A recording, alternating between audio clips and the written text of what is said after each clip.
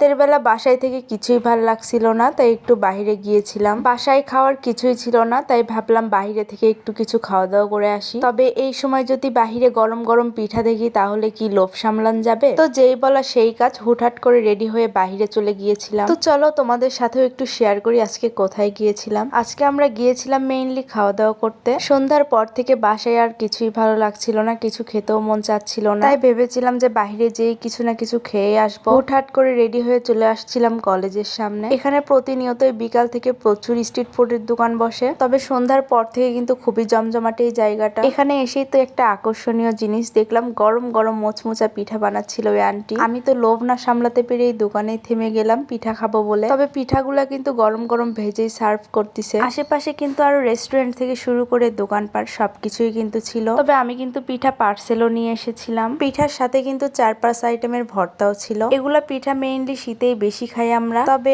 এত গরমের ভিতর যদি শীতের ফ্লেভার নিতে পারি তাহলে কার না ভালো লাগে বলো তো। আশেপাশে কিন্তু খুবই লোকজনের ভিড় ছিল, খুবই জমজমাট ছিল। আমরা এখানে ওয়েট করতেছিলাম গরম গরম পিঠা খাবো বলে। তো গরম গরম খেতে হলে তো একটু ওয়েট করতেই হবে, তাই না? আর পিঠা খাওয়া শেষ করে পাশেই পেঁয়াজু অ্যান্ড মাখামাখির দোকানও দেখলাম। আর এখানে কিন্তু সবকিছু দিয়েই মেখে দেয়। আমি একদম সবকিছু মিক্সড করে একটা মেখে নিয়েছিলাম। আর অনেক পরিমাণ জমজমাট, তাই প্রতিটা দোকানেই ভিড় ছিল। এখানে ফ্রেন্ড সার্কেল নিয়ে গল্প, আড্ডা অ্যান্ড খাওয়া দাওয়া সবকিছু কিন্তু ভালো হয়। সাত মাথার মতো কিন্তু এখানেও রাতের বেলা জমজমাট। তবে সাত মাথায় কিন্তু এখন বেশি একটা দোকানপাট বসে না, কারণ বসার অনুমতি নাই। এখানেও স্ট্রিট ফুডের দোকান বসার অনুমতি আছে কিনা আমার জানা নাই, বাট আজকে এসে দেখলাম ভালোই দোকানপাট বসেছিল। আর এর আগেও একদিন শীতের দিন এসেছিলাম, তোমাদের মনে আছে কিনা জানা নেই, বাট সেই দিন এসে দীপশিপ ভাইরাল চায়ের স্টল থেকে চা খেয়েছিলাম। তো এখানে গাড়ির জন্য অপেক্ষা করতেছিলাম, তো ফাইনালি একটা রিক্সা পেয়ে গেলাম। নিজেও কিন্তু একটু ভিডিও করে নিচ্ছিলাম। তবে কেমন জানি আমার ভালো লাগে, রাতের বেলা বের হলেও মনে একটা প্রশান্তি লাগে। তো রাতের বেলা বাসায় চলে যাচ্ছিলাম। যাওয়ার পর বেশি একটাক্ষণ থাকা হয়নি, ওই 20-30 মিনিটের মতোই থেকেছিলাম। মানে খাওয়া দাওয়া করতে যতটুকু দেরি ছিল। আর রাস্তা কিন্তু অনেক পরিমাণ ফাঁকা ছিল। আর দিনের বেলা হলেই তো দেখতে পারতা কি পরিমাণ ব্যস্তময় রাস্তা এটা। তো যাওয়ার সময় একটা রেস্টুরেন্টও দেখে গিয়েছিলাম। আমি তো রিক্সার উপর থেকে মনে মনে বলছিলাম নেক্সট টাইম এই রেস্টুরেন্টে খেতে আসবো।